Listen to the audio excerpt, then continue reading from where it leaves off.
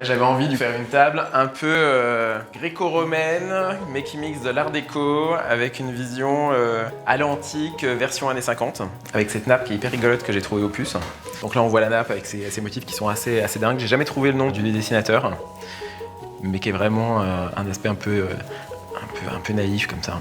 Et les couverts comme ça avec toutes les petites guirlandes de laurier, les couronnes, les gaudrons qui rappellent les colonnes, et mélangés avec ces couteaux qui sont super art déco, très graphiques, qui vont pas du tout normalement avec ces couverts-là. On a une assiette art déco qui est rose, noir, or, avec des facettes.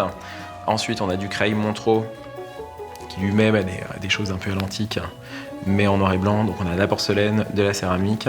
Et pareil dans les verres, on trouve 3 typologies de verres. Un verre 70, un verre art déco et des verres des années 20 qui sont assez naïfs, qui sont des verres à jus de fruits à l'origine, et avec les touches de bleu Wedgwood, qui sont beaucoup plus classiques. Mais j'aime l'idée de mélanger tout ça, et avec des filets de rose. C'est une table très virile. Moi je mets toujours beaucoup de bougies, parce que j'adore la lumière de la bougie qui fait toujours des jolis visages quand on dîne.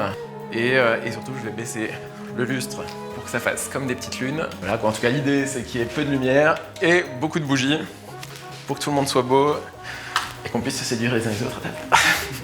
Alors là bon, j'ai mis les fleurs de saison, mais en général je peux mettre aussi beaucoup de feuillage ou beaucoup de fruits aussi. Bon là j'ai mis quelques citrons. Comme je suis un fou dingue d'art de la table et de verre, de vaisselle, etc. comme vous pourrez voir en regardant le vaisselier qui est derrière où il y a beaucoup d'assiettes et beaucoup de verres. Je vais pas me dire la veille, tiens, je vais faire ça comme table. C'est plutôt, j'ouvre les portes et puis je me dis, ah tiens, ça je l'ai pas utilisé depuis longtemps, ou j'ai envie que la table soit toute rose. C'est-à-dire que je suis pas très mono-style, et j'aime mélanger les choses et qu'elles viennent se rencontrer les unes dans les autres.